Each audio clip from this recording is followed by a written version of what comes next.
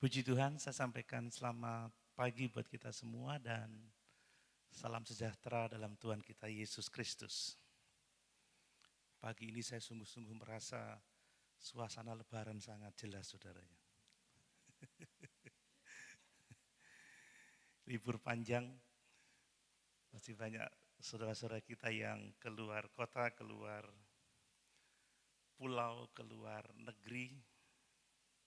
Kita mendoakan mereka supaya perjalanan mereka baik-baik saja dan bisa kembali ke Jember dengan segala selamat. Dan tentunya kita semua juga bersuka cita karena pagi ini kita boleh bersama-sama beribadah kepada Tuhan, amin.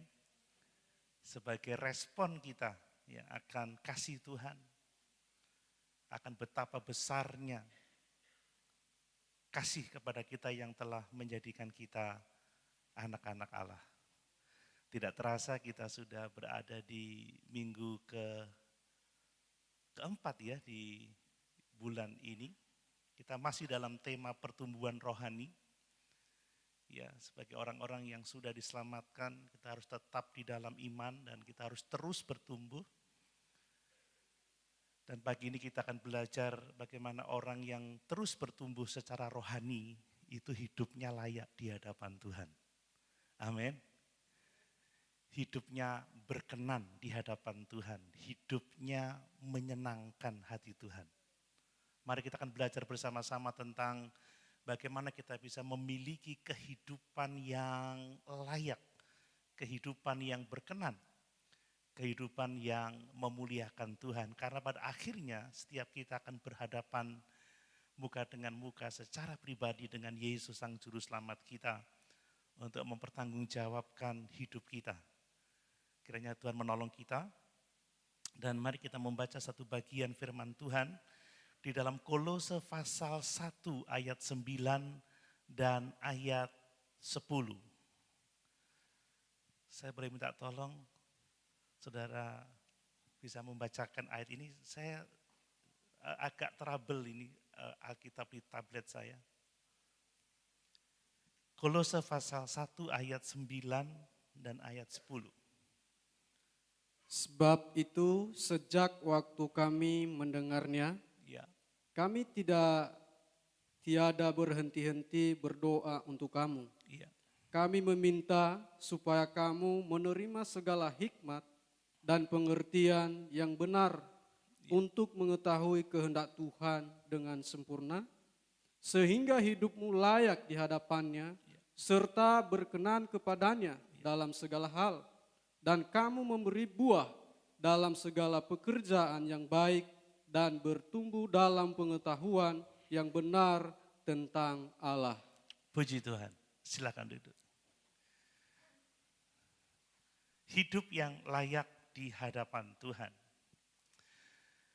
Bapak Ibu saudara yang dikasih oleh Tuhan, seringkali dalam kehidupan kita gereja ya, kita lebih banyak berdoa untuk hal-hal yang bersifat lahiriah. Kita harus mengakui itu karena saya juga sering melakukannya.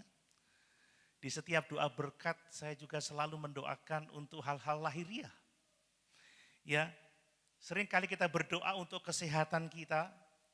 Saya kalau berdoa karuniakan semua kuat, sehat gitu ya. Perlindungan, pembelaan, kecukupan dalam setiap kebutuhan. Itu bicara tentang hal-hal lahiriah.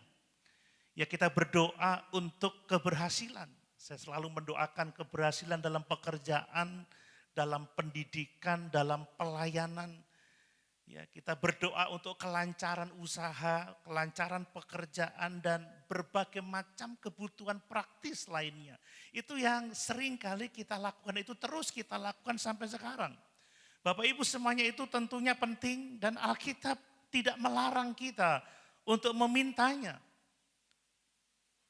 Bahkan Yesus menjanjikan barang siapa mengutamakan Tuhan maka Tuhan akan menambahkan semua itu kepada kita. Amin. Itu realita yang kita lakukan setiap hari. Namun demikian kalau kita memperhatikan doa-doa para rasul, ya secara khusus doa dari Rasul Paulus, kita menemukan sesuatu yang berbeda Bapak Ibu ya.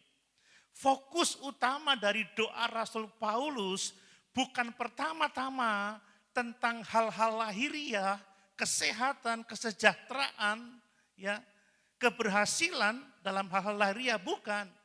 Tetapi fokus Rasul Paulus dalam mendoakan jemaat adalah kedewasaan rohani mereka.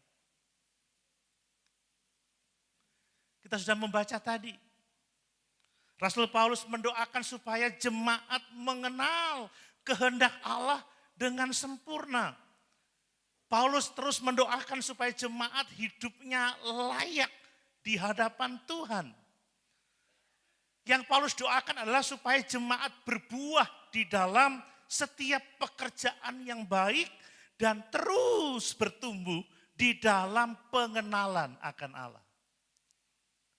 Seandainya Rasul Paulus masih hidup, ini Rasul besar saudara ya. Lalu dia datang ke GPD Eklesia dan mau mendoakan saudara, kira-kira saudara mau didoakan apa? Om Paul, tolong doakan bisnis saya lancar gitu mungkin ya. Om Paul, saya sakit, pinjam sapu tangannya supaya saya sembuh. Atau kita meminta doa ini, Om Paul doakan. Supaya kami mengenal Allah lebih lagi, mengenal kehendaknya lebih lagi, supaya hidup kami menyenangkan Tuhan, supaya kami berbuah dalam setiap pekerjaan baik, dan terus bertumbuh dalam pengenalan akan Allah. Apa seperti itu? Bapak Ibu, apa yang menjadi pokok doa Rasul Paulus ini menunjukkan kepada kita bahwa ternyata ukuran keberhasilan hidup Kristen itu bukan soal kenyamanan hidup di atas muka bumi ini, bukan. Ukuran hidup Kristen adalah kedewasaan rohani. Seorang Kristen yang sejati, seorang Kristen yang berhasil bukan ditandai dengan kenyamanan hidup, bukan ditandai dengan kenyamanan materi, karena orang-orang yang tidak percaya Yesus bisa lebih kaya dari kita. Bisa menikmati kenyamanan hidup di dunia ini. Tetapi bukti atau tanda bahwa seorang Kristen itu berhasil, hidupnya menjadi dewasa di dalam Tuhan. Amin. Hidupnya mencerminkan Kristus.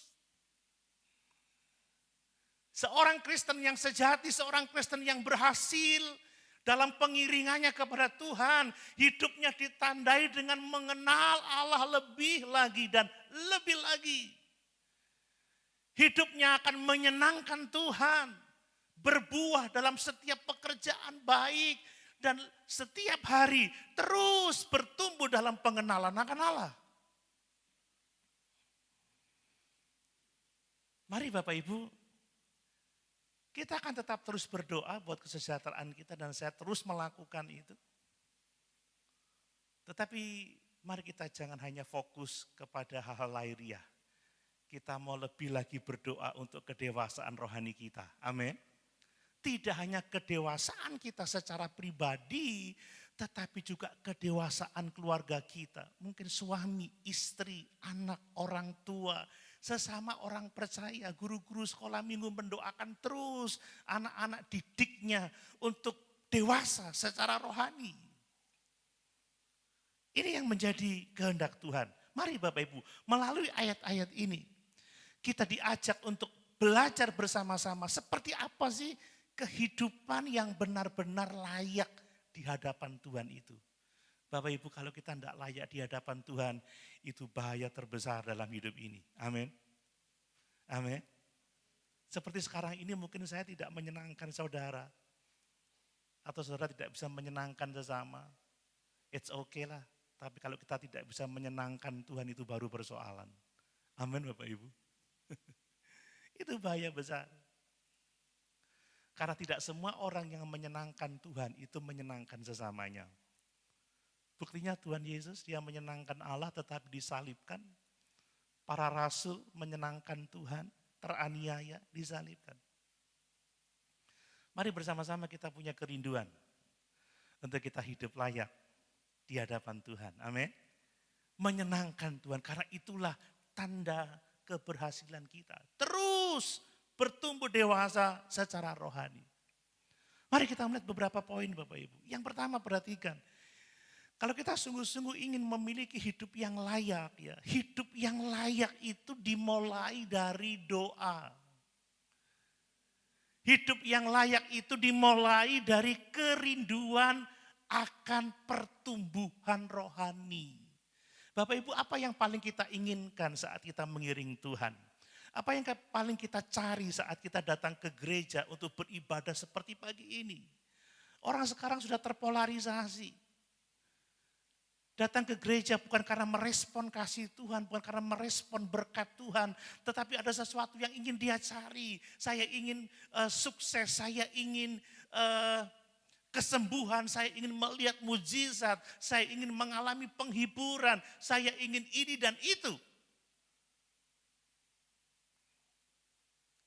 Tetapi bagaimana dengan kita? Apakah kita pagi ini datang karena kita merespon kasih Tuhan, kita ingin Tuhan, aku ingin terus bertumbuh secara rohani. Aku telah menyerahkan hidupku kepada Tuhan. Aku telah mengalami pembaruan budi. Aku telah menghasilkan buah. Aku mau terus bertumbuh, terus bertumbuh. Aku mau tetap terus tinggal di dalam Engkau dan menghasilkan buah dalam hidup ini. Apa yang paling kita inginkan dalam hidup ini? Apa yang Bapak Ibu cari saat kita bersekutu seperti pagi ini?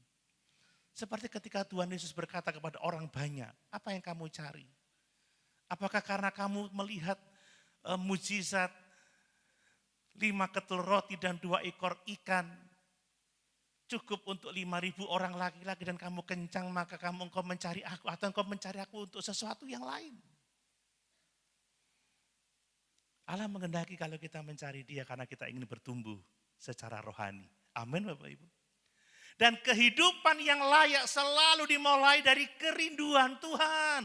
Saya rindu bertumbuh secara rohani. Saya rindu mengenal kehendak-Mu dengan sempurna. Saya rindu berbuah dalam setiap pekerjaan baik. Saya rindu hidup ini memuliakan Tuhan. Saya rindu terus mengenal Engkau lebih lagi dan lebih lagi. Harus dimulai dengan doa dan kerinduan yang sungguh-sungguh untuk dewasa rohani. Nah, kita membaca tadi, Paulus mengatakan sebab itu sejak waktu kami mendengarnya, mendengar apa? Mendengar tentang kerinduan hati orang-orang di Kolose. Mendengar pertumbuhan rohani mereka, Paulus lebih lagi berdoa. Dia berkata apa? Kami tiada berhenti-henti berdoa untuk kamu. Perhatikan kata-kata kami tiada berhenti-henti berdoa untuk kamu. Seorang rasul besar. Tetapi tidak pernah berhenti berdoa bagi jemaat. Berdoa untuk apa? Berdoa untuk pertumbuhan rohani mereka. Bahkan untuk jemaat yang sudah bertumbuh di dalam iman, bertumbuh di dalam kasih, terus didoakan. Supaya lebih lagi bertumbuh dan terus bertumbuh. Bapak Ibu, ini menunjukkan kepada kita semua bahwa tidak ada orang percaya yang sudah selesai dalam bertumbuh. Amin. Jangan mikir aku sudah sarjana teologi, gak perlu lagi baca Alkitab, gak perlu lagi baca renungan, gak perlu lagi dengarkan khotbah. Aku sudah sarjana teologi, apalagi yang sudah magister teologi. Aku udah doktor, aku udah pengajar, lecturer, aku udah perlu bertumbuh lagi. Aku udah ikut Tuhan ini puluhan tahun. Hampir seluruh hidupku ini kuabdikan untuk mengikut Tuhan. Aku udah perlu bertumbuh lagi. Tidak Bapak Ibu, tidak ada orang percaya yang sudah selesai bertumbuh. Kita tetap terus bertumbuh menjadi serupa dengan Yesus.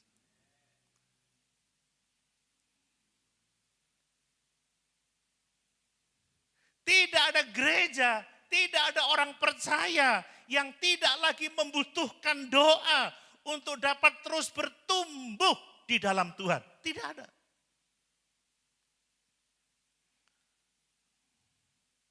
Saya ingin terus didoakan supaya saya lebih lagi mengenal kehendak Tuhan. Saya ingin terus didoakan untuk terus bertumbuh di dalam iman. Bapak Ibu, setiap hari kita harus mendoakan itu. Amin. Pertumbuhan rohani itu adalah proses berkelanjutan seumur hidup kita. Dan tujuannya jelas. Minggu lalu saya sampaikan, tujuannya jelas. Supaya kita menjadi sama dengan Yesus. Tatkala kita berhadapan muka dengan muka di dalam kemuliaan. Menjadi Kristen tidak hanya untuk diampuni dosa. Menjadi Kristen tidak hanya untuk dibebaskan dari penghukuman kekal. Menjadi Kristen tidak hanya untuk masuk surga. Menjadi Kristen adalah untuk menjadi serupa dengan Yesus. Itu tujuan tertinggi kita. Seperti pujian lama itu. Seperti Yesus. Amin Bapak Ibu. Seperti Yesus. Itu saja ku minta. Dalam jalanku sampai ke surga, saya mau seperti Yesus. Bapak Ibu mau seperti Yesus? Atau hanya mau masuk surga aja? Atau hanya mau bebas dari hukuman saja? Bapak Ibu, keselamatan tidak sekedar membebaskan kita dari hukuman, tapi lebih dari itu, Allah berkenan menjadikan kita anak-anaknya yang kekasih.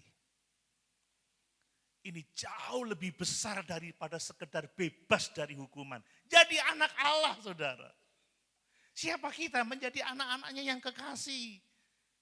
Dan Yesus menjadi yang sulung bagi kita semua. Ini anugerah yang sangat besar. Makanya Rasul Yohanes di dalam 1 Yohanes pasal 3 mengatakan betapa besarnya kasih Allah itu kepada kita. Karena dia telah berkenan menjadikan kita anak-anak Allah. Dan marilah terus bertumbuh menjadi anak-anak Allah yang kekasih. Amin. Iman yang kita telah terima oleh anugerah harus terus bertumbuh, terus berkembang. Semakin kuat, semakin kokoh di dalam Tuhan. Makanya doa itu sangat penting. Doa adalah dinamika relasi kita dengan Allah yang sudah menyelamatkan kita.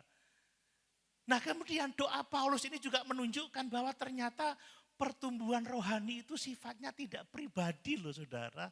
Tetapi sifatnya komunal. Saya tidak bisa bertumbuh sendiri. Saya membutuhkan Bapak Ibu Saudara. Bapak Ibu tidak bisa bertumbuh sendiri. Bapak Ibu membutuhkan saudara seiman yang lain. Lihat, Paulus tidak hanya berdoa supaya dirinya bertumbuh. Seperti dia pernah berdoa, yang ku kehendaki adalah mengenal dia dan kuasa kebangkitan. Tidak, tetapi dia juga mendoakan orang lain juga. Dia mendoakan jemaat juga. Supaya jemaat terus bertumbuh. Ini menegaskan kepada kita bahwa kita adalah tubuh Kristus. Kita saling bertanggung jawab untuk pertumbuhan rohani kita. Amin.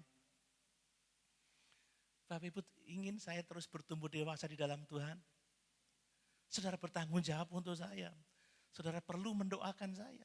Perlu mensupport saya. Saya bertanggung jawab terhadap pertumbuhan rohani Bapak Ibu Saudara. Semua pemain musik harus terus bertumbuh di dalam Tuhan.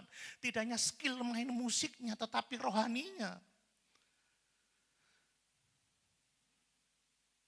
Supaya saat mereka memainkan musik. Mereka memainkan dengan hidup yang dekat dengan Tuhan. Dengan kehidupan yang dewasa rohani. Yang tidak memikirkan sesuatu yang lain tetapi memuliakan Allah dalam setiap pelayanannya, kan seperti itu. Dan menarik lagi Paulus mengatakan, kami tiada berhenti-henti. Terus menerus Bapak Ibu. Ini menunjukkan kesinambungan. Paulus tidak hanya berdoa sesaat tidak. Tetapi dia terus berdoa. Berkelanjutan. Saya yakin dalam setiap doanya dia tidak henti-henti. Tolong jemaat lebih mengenal kehendak-Mu. Tuhan tolong jemaat untuk hidupnya layak berkenan di hadapan-Mu. Tolong jemaat supaya berbuah dalam segala perbuatan baik. Tolong jemaat Tuhan supaya jemaat terus mengenal Engkau lebih lagi dan lebih lagi. Saudara, doa itu bukan sekedar reaksi menghadapi masalah. Banyak orang baru berdoa ketika ada masalah. Tetapi doa harus menjadi respon dan tanggung jawab rohani kita untuk pertumbuhan rohani diri kita sendiri dan untuk pertumbuhan rohani sesama kita. Amin. Mari kita menjadi gereja yang bertumbuh, bukan sekedar gereja yang aktif, gereja yang rame, gereja yang meriah, tetapi tidak ada pertumbuhan rohani, saudara. Dan mari kita berdoa untuk itu. Mulai dengan doa. Jangan dulu pikirkan program. Wah, kita perlu program ini, kita perlu program itu. Saudara, program yang banyak tanpa doa kehilangan kuasanya. Amin Bapak Ibu. Kegiatan yang banyak tanpa kerinduan menjadi serupa dengan Yesus tidak ada kuasanya. Kesetiaan bergereja tanpa motivasi menyenangkan Tuhan juga akan menjadi ibadah yang kering, ibadah yang terlepas dari persekutuan dengan Tuhan. Mungkin kita punya perasaan senang, perasaan nikmat, lagunya enak, suasananya hebat. Tapi tanpa kerinduan menjadi sempurna seperti Yesus. Semuanya itu nol besar. Di gereja penuh sukacita, di tempat kerja sukanya marah-marah, maki-maki pegawai. Kan begitu ya. Kalau di khotbah senyum terus seperti saya ini ya. Kalau ngajar saya senyum terus, sampai dijuluki smiling teacher, tapi di rumah ada senyumnya kagak saudara. Ya, kalau di gereja gini semuanya tampak baik. Tapi di rumah bagaimana? Apakah kita berkenan di hadapan Allah, layak di hadapan Allah? Bapak Ibu, doa itu adalah sarana di mana Allah bekerja untuk membentuk hati kita, memperbarui pikiran kita, mengarahkan hidup kita kepada kehendaknya. Dan di dalam doa kita tidak hanya berbicara kepada Allah, tetapi ketika kita berdoa, Allah itu membentuk hati kita. Amin. Lebih banyak berdoa saudara, lebih lagi kita dibentuk oleh Tuhan, lebih lagi ada sukacita, lebih lagi ada damai sejahtera, lebih lagi ada kesabaran, lebih lagi ada kebaikan. Kadang kita heran kenapa anak-anak kita ini aktif remaja, aktif pemuda, tetapi males di rumah.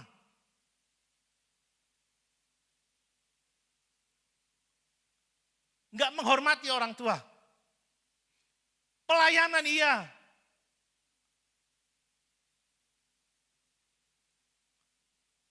Kurang doa. Kurang kerinduan. Untuk bertumbuh dewasa. Untuk menjadi layak di hadapan Tuhan. Saudara, contohnya ya. Banyak pelayan Tuhan bisa menjadi sangat sibuk dalam pelayanan. Gak ada waktu untuk keluarga sepertinya begitu.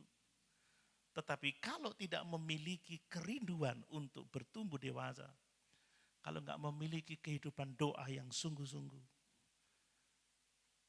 hidupnya menjadi kering saudara. Tidak ada sukacita, yang ada kemarahan. Apalagi kalau udah capek saudara yang gak dihargai, aku udah capek-capek pelayanan, gak ono sih ngomong amin. Aku sudah capek-capek pelayanan, gak ada yang menghargai, gak ada yang lihat aku. Tapi kalau orang banyak berdoa dan rindu seperti Yesus, capek sekalipun, tidak dihargai sekalipun, tetap mengucap syukur dan memuliakan Tuhan. Dimulai dari doa, dimulai dari kerinduan. Anak muda sekarang ada masalah sedikit, metutut saudara ya, merengut. Gak cocok sedikit, marah. Gak ada kesabarannya sama sekali.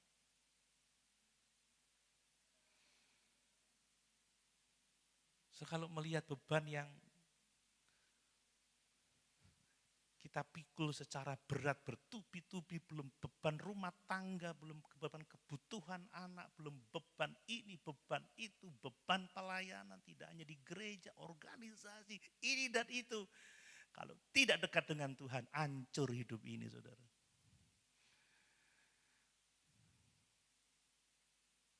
Mari kita mulai dengan doa dan kerinduan untuk layak di hadapan Allah. Amin. Amin Bapak Ibu. Jangan sekedar ke gereja karena rutinitas. Tapi mulai dengan kerinduan. Ya Tuhan, aku rindu. Aku rindu, dan kita berdoa, Tuhan, aku mau layak. Aku mau berkenan. Aku mau lebih lagi di dalam Tuhan. Terus lebih lagi doa. Terus tiada berhenti-henti berdoa. Tidak hanya untuk diri sendiri. Tetapi untuk jemaat. Untuk orang-orang yang kita layani. Guru-guru sekolah minggu. Boleh menggunakan alat peraga, memang harus. Mengembangkan keterampilan mengajar memang harus. Tapi lebih lagi berdoa untuk anak-anak. Supaya anak-anak bertumbuh. Supaya anak-anak mengenal kebenaran. Supaya anak-anak berbuah dalam kebenaran. Pelayan-pelayan pemuda remaja lebih lagi berdoa, lebih lagi berdoa. Pemain musik lebih lagi berdoa, lebih lagi berdoa. Dan kita hamba-hamba Tuhan lebih lagi berdoa, lebih lagi berdoa. Amin. Jangan lebih banyak scrolling time-nya atau screen time-nya daripada doa untuk memohon pertumbuhan rohani bagi jemaat. Mari ini menjadi komitmen kita bersama. Amin Bapak Ibu. Hal yang kedua Bapak Ibu, ternyata hidup yang layak itu adalah hidup yang berakar pada pengenalan akan kehendak Allah. Hidup yang layak itu hidup yang berakar pada pengenalan akan kehendak Allah. Kita membaca tadi, supaya kamu menerima segala hikmat dan pengertian yang benar. Perhatikan, ini doa Paulus, supaya kamu menerima segala hikmat, menerima segala pengertian yang benar, untuk mengetahui kehendak Tuhan dengan sempurna. Jadi kalau orang mau hidupnya layak, dia harus bertumbuh di dalam pengenalan akan kehendak Allah. Dan tidak hanya sekedar kenal, tidak hanya sekedar tahu Bapak Ibu ya, tetapi mengetahui kehendak itu dengan sempurna. Amin Bapak Ibu. Sempurna. Kenapa ini mati lagi ya? Tolong.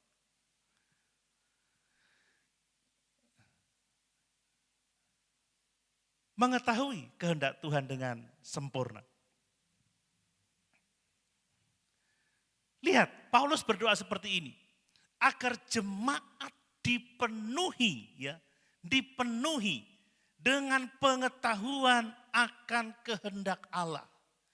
Dipenuhi ini dari kata Yunani plerotete, Saudara. Plerotete itu artinya dipenuhi secara lengkap, secara utuh, digenapi sepenuhnya.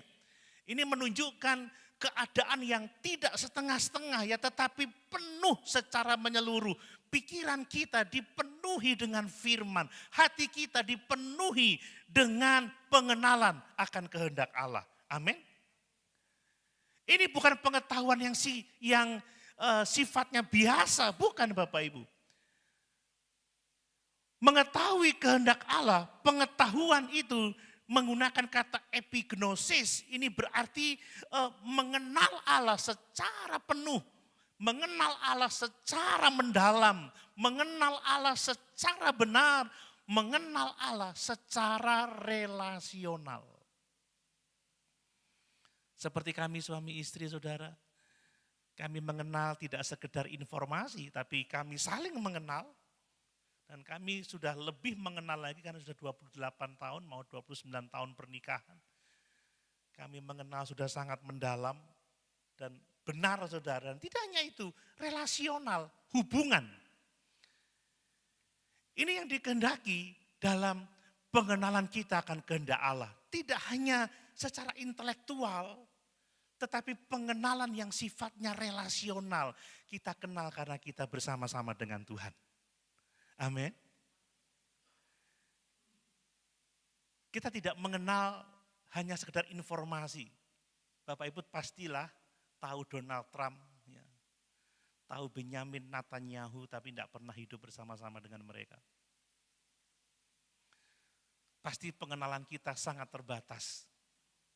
Tapi yang dikehendaki oleh firman adalah mengenal kehendak Allah secara penuh, secara mendalam, secara benar, relasional.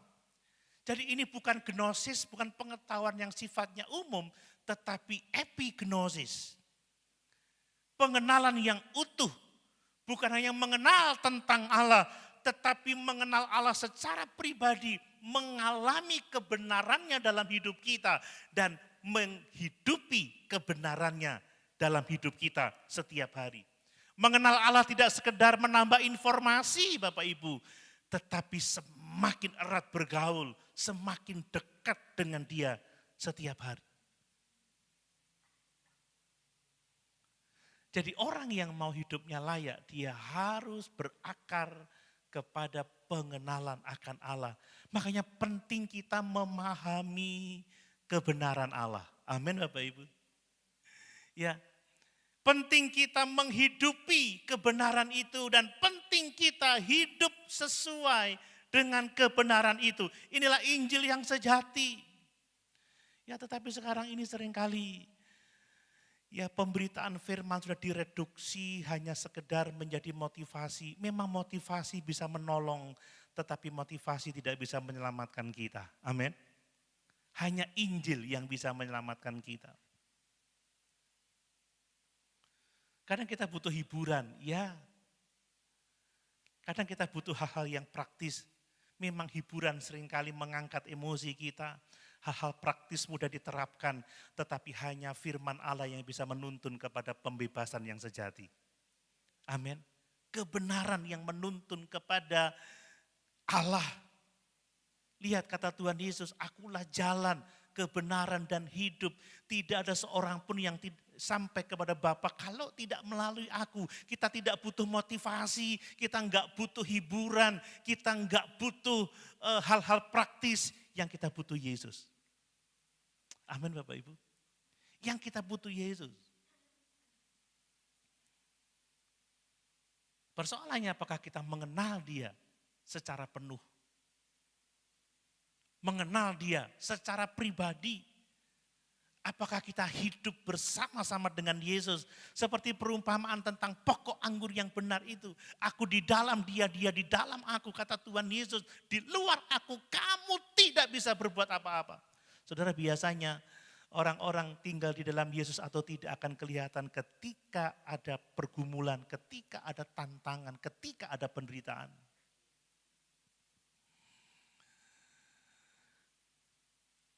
Orang yang benar-benar berakar pada kehendak Allah. Dalam suka duka dia tetap tersenyum. Amin Bapak Ibu. Tetap ada sukacita, tetap ada damai sejahtera. Karena Yesus yang menjadi sumber bagi hidupnya. Yesus menjadi sumber bagi pengharapannya. Ini kekristenan yang tulen. Mari Bapak Ibu. Ya, bahkan mengenal itu harus melalui hikmat. Karena dikatakan, aku berdoa supaya kamu menerima segala hikmat, Sofia. Dan mengenal segala pengertian yang benar. Ya, bicara tentang sunesis pneumatike. Saudara, mengenal kehendak itu dibutuhkan hikmat, ya dibutuhkan Sofia. Makanya menjadi Kristen harus menjadi Kristen yang berhikmat. Kristen yang memiliki pengertian, yang memiliki sunesis pneumatike. Ya, kepengertian yang sifatnya rohani. Ini bukan hal main-main saudara. Karena ini berbicara tentang kekekalan. Ini bukan bicara masalah dapat kerja. Ini si Yosua mau ngambil S2, sudah susah harus cari tes TOEFL, harus 550 skornya. Harus mengikuti tes kompetensi akademik saudara. Kalau enggak lulus tes kompetensi akademik ya enggak bisa kelas S2. Untuk mengerti kehendak Allah, kita membutuhkan hikmat. Amin. Kita membutuhkan Sofia. Saudara punya hikmat, haleluya. Kita membutuhkan pengertian yang benar. Ya, ini bicara tentang pengertian rohani, sunesis pneumatike. Sofia itu menunjuk kepada kemampuan untuk melihat segala sesuatu dari perspektif Allah. Kalau melihat masalah, lihat dari perspektif Allah, bukan perspektif manusia. Orang berhikmat menilai segala sesuatu berdasarkan firman Tuhan. Bicara tentang pengertian itu adalah kemampuan memahami dan menghubungkan kebenaran firman Allah secara tepat dengan kehidupan kita sehari-hari. Hanya orang-orang yang dapat menilai segala sesuatu berdasarkan firman Allah. Hanya orang-orang yang dapat melihat hubungan antara kebenaran firman dengan praktek hidup sehari-hari. Dia yang akan mengenal kehendak Tuhan dengan sempurna. Amin. Orang-orang itu akan dewasa. Orang-orang seperti itu hidupnya akan layak berkenan di hadapan Allah. Jadi pengetahuan itu bukan hasil spekulasi manusia. Tetapi buah dari hikmat. Hikmat Allah, buah dari pengertian yang menuntun kita kepada kehendak Allah. Inilah firman Allah, itulah Roh Kudus. Bapak Ibu, ya hidup yang benar itu tidak mungkin tanpa pengenalan yang benar akan kehendak Allah. Makanya mimbar bukan tempat untuk memotivasi. Mimbar bukan tempat untuk menghibur. Mimbar bukan tempat ya untuk menyampaikan apa yang ingin didengar oleh manusia.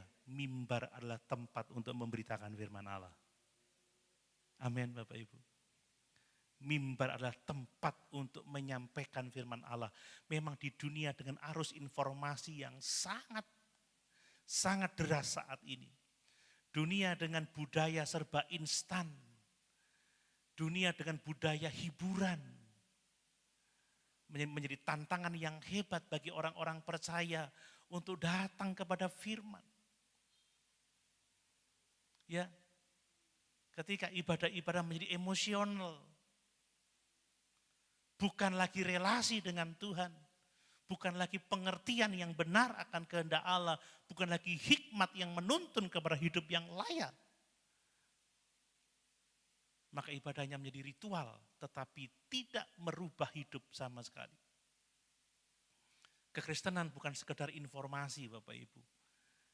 Kekristenan adalah transformasi. Amin. Menjadi dewasa di dalam Tuhan. Menjadi serupa dengan Tuhan. Saya melihat hari-hari ini ada banyak orang ingin hidup benar, tetapi tidak mau belajar firman, saudara ya.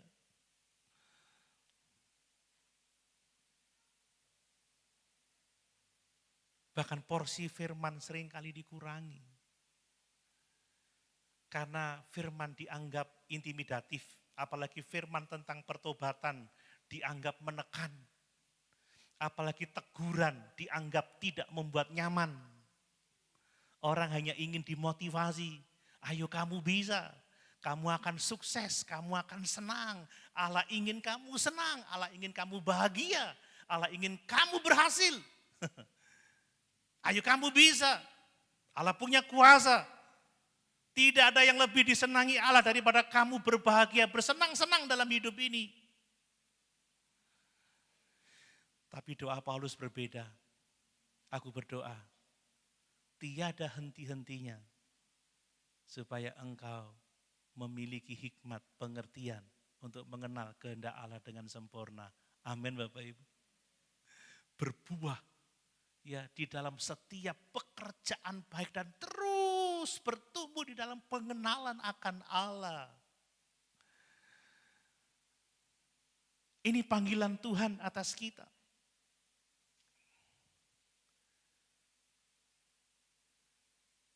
Dari hampir 800 buku yang saya tulis tentang Allah, Tritunggal dan keilahian Kristus. Karena memang hari-hari ini gereja kita dirongrong dengan ajaran palsu yang mengatakan Yesus bukan Tuhan. Yesus tidak sederajat dengan Bapa. Teologi progresif yang mengajarkan Yesus manusia baik seperti kita, dia ciptaan. Dia bukan satu-satunya juru selamat. Hampir 800 buku, tapi yang kontak saya hanya beberapa. Pak Doni saya sudah baca buku Pak Doni. Terima kasih. Ada yang memberi komentar di Facebook. Saya baru membaca buku ini. Wah, ini tidak semua budaya membaca itu menjadi sangat-sangat sangat rendah sekali. Literasi kita kurang. Bapak Ibu masih setia membaca firman Tuhan? Amin. Berapa pasal setiap hari? Masih merenungkannya?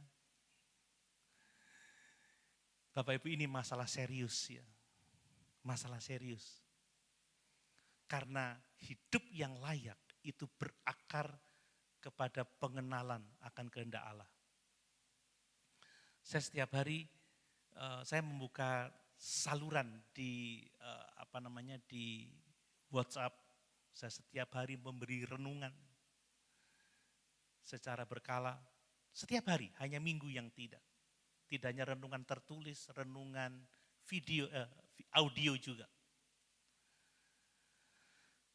Dan saya terbeban juga untuk kedewasaan rohani kita. Saya membuat renungan ringkas, Bapak Ibu. Saya bukan promosi, tapi buku ini. Kalau Bapak Ibu membaca buku ini, saya yakin kalau mau menghidupinya, saya menghidupi ini. Saya ini baca terus. Saya buat sendiri, saya baca sendiri. Ya, Bapak Ibu bisa mengganti ongkos cetaknya 30.000 ada di depan. Dan semua keuntungannya akan kita serahkan untuk kas gereja.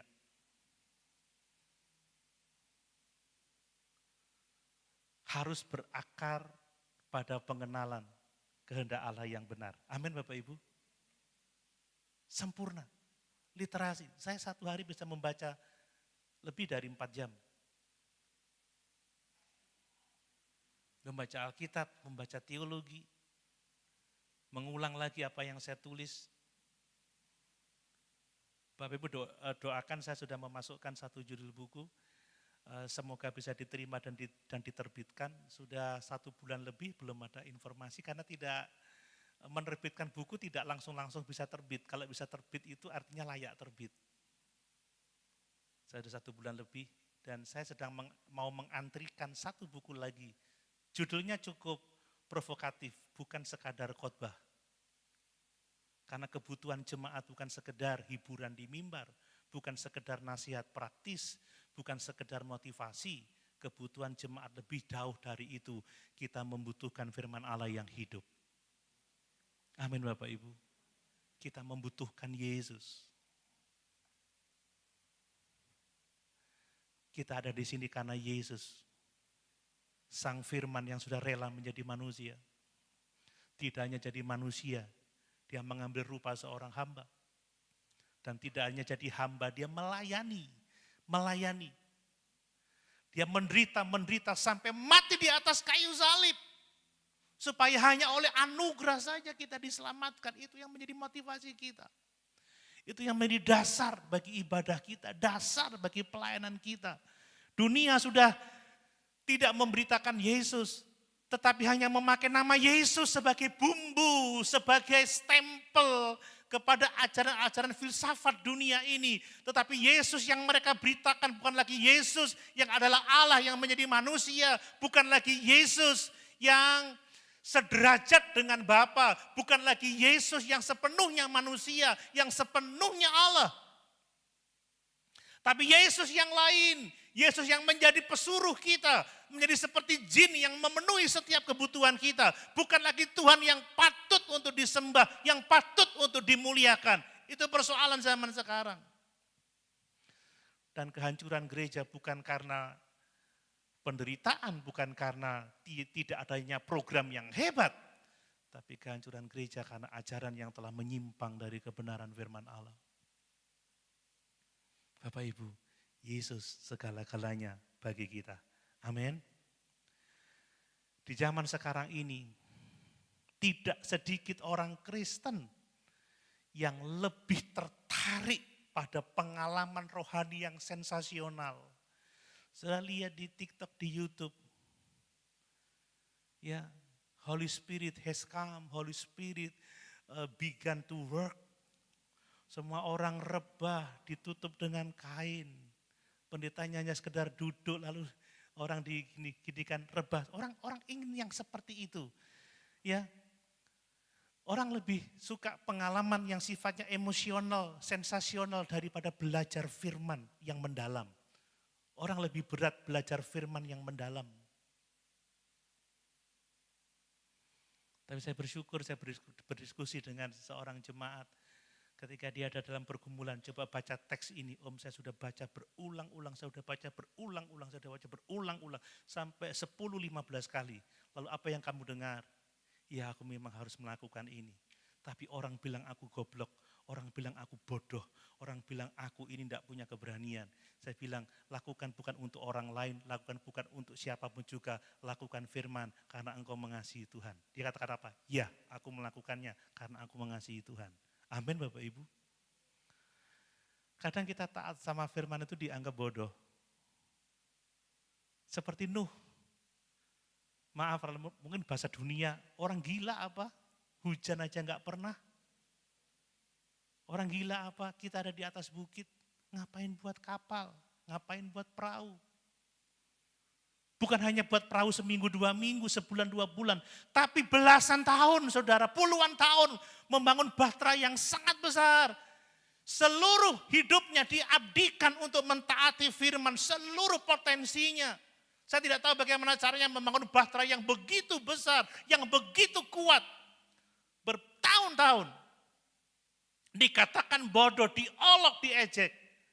Tapi ketaatan pada firman Allah mendatangkan berkat. Amin.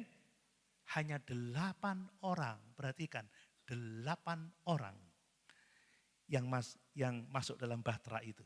Hanya 8 orang yang selamat. Saudara, dari diperkirakan 6 miliar orang yang hidup pada waktu itu. Hanya 8 orang yang selamat dari air bah. Karena apa? Karena berakar pada kehendak Allah. Amin. Amin. Sekalipun diejek, sekalipun diolok, sekalipun memberikan seluruh hidupnya, waktunya. Saya enggak tahu tiap hari berapa jam Nuh dan keluarganya harus menyiapkan kayu, harus memotongnya, harus memasrahnya, harus membentuknya. Aduh, saya enggak bisa bayangkan itu. Dulu waktu SD aja membuat irus dari batok kelapa aja dibuatin ayah saya, saudara. Apalagi membuat perahu sebesar itu. Tapi ketaatan kepada firman mendatangkan berkat yang luar biasa. Itulah keselamatan. Amin. Kemudian yang ketiga Bapak Ibu. Hidup yang layak itu adalah hidup yang berkenan kepada Tuhan. Ya, menarik sekali dikatakan sehingga hidupmu layak di hadapannya. Sehingga hidupmu layak di hadapannya. Serta berkenan kepadanya dalam segala hal. Perhatikan kata hidupmu, saudara. Kata hidupmu ini dari kata Yunani peripatezai. Peripatezai ini berarti to walk, berjalan. Hidup itu dalam terjemahan bahasa Inggris itu menggunakan kata walk, berjalan, hidup. Ini menunjuk kepada seluruh gaya hidup kita. Ini menunjuk kepada seluruh cara hidup kita, bukan hanya tindakan yang sesaat.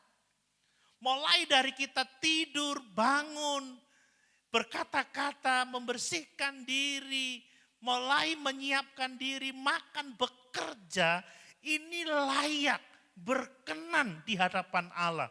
Kata berkenan itu dari kata aksios, saudara. Aksios itu artinya sesuai, sepadan dengan identitas kita sebagai orang percaya. Sepadan dengan identitas kita sebagai anak-anak Tuhan. Pantas dengan panggilan kita sebagai orang Kristen, pengikut Kristus.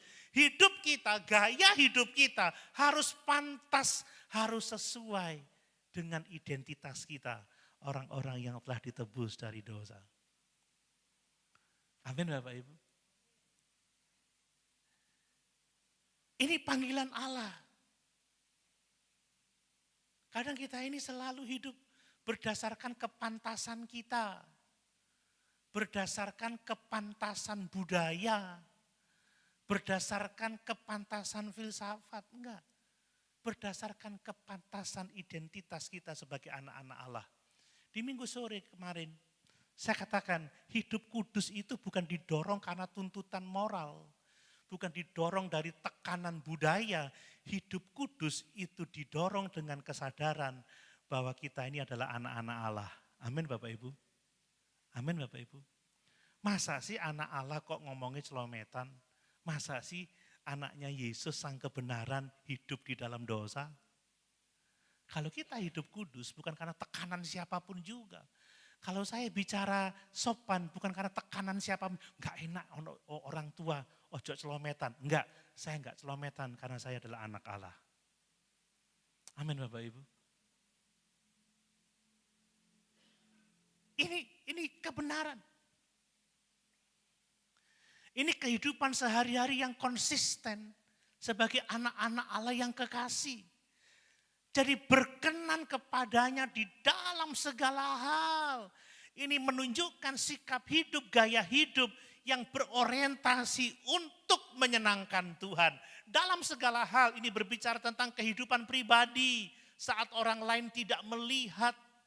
Ini bicara tentang kehidupan keluarga, hubungan suami istri, hubungan orang tua anak. Itu menyenangkan Tuhan saat kita bekerja, saat kita melayani. Bahkan motivasi yang ada di dalam hati kita harus berkenan kepada Allah. Harus layak saudara. Dalam segala hal. Dan ini hanya terjadi kalau fokus hidup kita adalah Yesus. Amin. Ya, tujuan kita mengikut Yesus bukan untuk mencari kesenangan pribadi. Tujuan kita mengikut Yesus bukan mencari kesenangan diri sendiri. Tujuan kita mengikut Yesus adalah untuk menyenangkan Tuhan. Menyenangkanmu, senangkanmu, hanya itu kerinduan. Sekarang saudara ibadah yang menyenangkan daging, terus saudara. Habis itu bertengkar dengan istri, bertengkar dengan suami, kerjanya enggak benar. Saudara kalau suka membaca, saudara suka nonton tontonan yang baik, informasi-informasi yang sehat. Mega church di dunia semua pada kolaps. Karena apa? Skandal dalam gereja.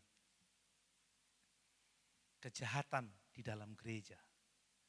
Ibadahnya begitu emosional, menyentuh hati. Sampai orang dari satu benua menuju ke benua lain untuk mengikuti ibadah yang sensasional. Gereja menjadi franchise di mana-mana, buka di mana-mana. Franchise saudara. Tapi skandal merusak itu semuanya. Karena orang mencari kesenangan. Wow, di sini asik. Wow, di sini diterima. Wow, di sini oke. Wow. Tapi tidak untuk menyenangkan Tuhan, tapi mencari kesenangan diri sendiri. Saudara, kita bisa melayani dengan giat. Bahkan lebih giat dari orang lain. Tetapi kalau pujian kita bukan untuk menyenangkan Tuhan, maka sesungguhnya dia tidak punya hubungan dengan Tuhan. Tetapi seorang yang melayani untuk menyenangkan Tuhan, meskipun tidak terlihat, meskipun pelayanannya sederhana, tapi hidupnya berkenan di hadapan Tuhan. Amin. Dalam kehidupan sehari-hari, jujur dalam hal-hal kecil saudara ya. Saya seminggu yang lalu dibohongi saudara, saya sakit hati saya dibohongin. Yang bohongi bukan jemaat. Tapi seorang yang mengaku dirinya pelayan Tuhan.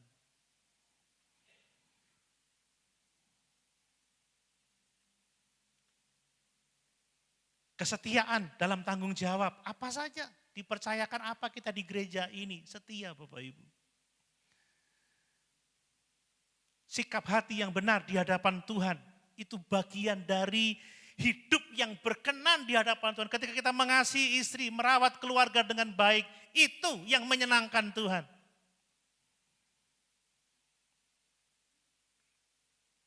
Ya khotbah-khotbah gini nggak populer memang, karena menekan kita, menegur kita, menasehati kita. Tapi Tuhan tidak datang untuk menyenangkan kita, tapi Tuhan datang untuk mentransformasi kita dan untuk menjadikan kita serupa dengan Yesus. Amin. Itulah kekristenan yang sejati. Kemudian saudara, hidup yang layak itu terlihat dari buah saudara ya. Dan buah itu bicara tentang pekerjaan yang baik. Ayat 10 bagian yang B itu. Dan kamu memberi buah dalam segala pekerjaan yang baik. Buah ini menunjukkan kehidupan. Pohon yang hidup, pohon yang sehat, pasti akan menghasilkan buah. Orang Kristen yang memiliki kehidupan rohani, orang Kristen yang lahir baru, orang Kristen yang sehat hidupnya, pasti menghasilkan buah. Buahnya apa? Buah pekerjaan yang baik. Dan ini sifatnya terus menerus. Berbuah bukan hanya peristiwa sesaat saudara, tidak. Berbuah adalah proses yang terus menerus dalam kehidupan orang percaya. Buah itu bukan sesuatu yang dibuat secara instan, bukan. Tetapi hasil dari kehidupan yang melekat kepada pokok anggur yang benar itu. Amin. Menghasilkan buah dalam setiap pekerjaan yang baik. Buah bukan hasil usaha manusia semata, tetapi buah hasil dari relasi yang benar dengan Yesus Kristus. Bapak Ibu, perbuatan baik bukan dasar keselamatan, tetapi perbuatan baik bukti bahwa kita sudah diselamatkan. Perbuatan baik bukti bahwa kita telah lahir baru. Perbuatan baik bukti bahwa kita mengasihi Tuhan. Bapak Ibu, keselamatan itu anugerah. Efesus 2 ayat 8 dan 9. Tetapi anugerah tidak sekedar diterima, anugerah itu mengerjakan dalam diri kita perubahan hidup. Dan anugerah itu menghasilkan buah pekerjaan baik. Kita tidak diselamatkan hanya untuk selamat, tetapi untuk hidup terus bertumbuh dan menghasilkan buah baik. Saya sudah mengkhotbahkan itu di seri bulan Februari yang lalu. Ada kasih, ada sukacita, ada damai sejahtera, ada kebaikan, ada kesabaran, ada kemurahan, ada penguasaan diri. Buah itu bukan aktivitas Bapak Ibu ya, buah itu karakter. Saya bisa punya aktivitas bagi-bagi sembako, tapi saya belum tentu punya karakter baik. Amin Bapak Ibu. Ya. Buah itu harus karakter. Orang bisa aktif melayani, tetapi karakternya tetap duniawi. Paulus tidak bicara tentang aktivitas. Paulus bicara tentang karakter. Banyak orang aktif saudara, tapi karakternya nggak baik. Tapi orang yang punya karakter ketika dia melayani, pelayanannya diberkati oleh Tuhan. Amin Bapak Ibu.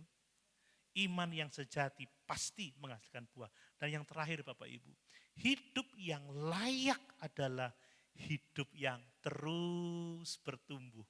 Bayangkan, terus bertumbuh. Ini tema kita bulan ini.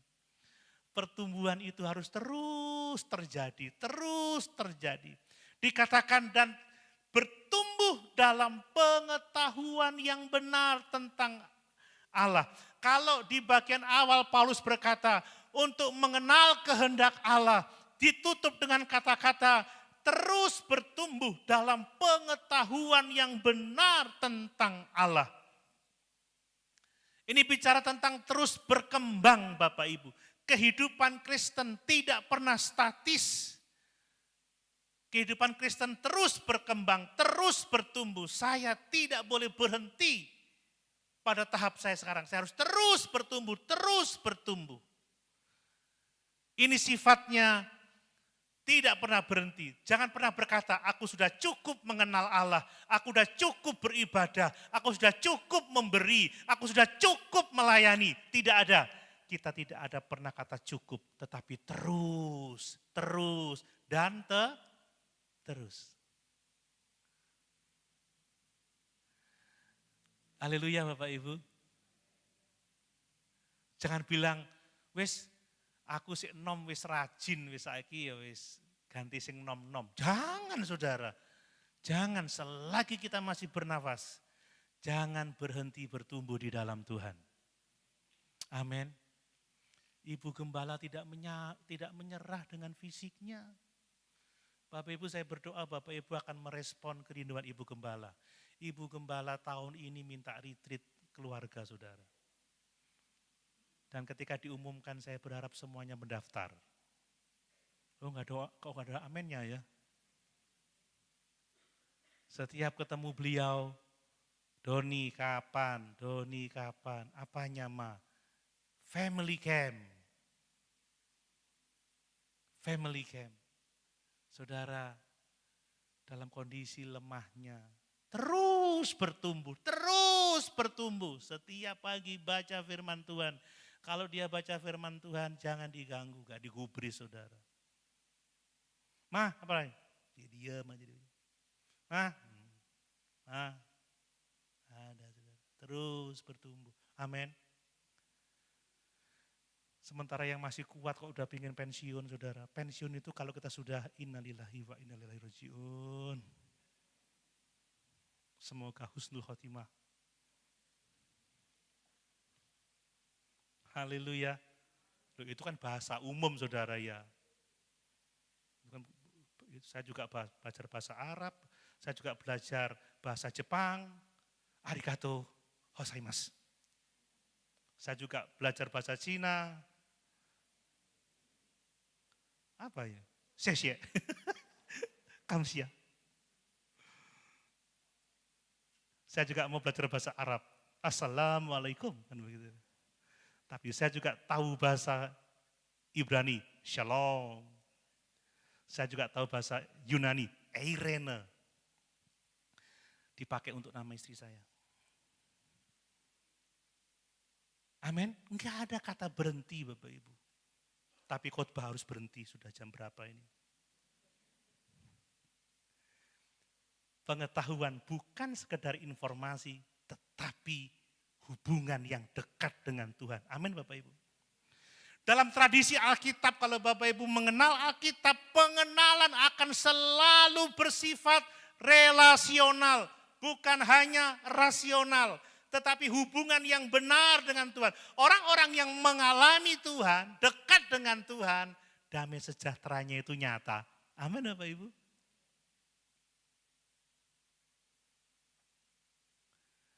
Coba istri-istri kalau semalam tidur glodak, lalu dilihat sebelah tidak ada suami langsung, mana bujuku.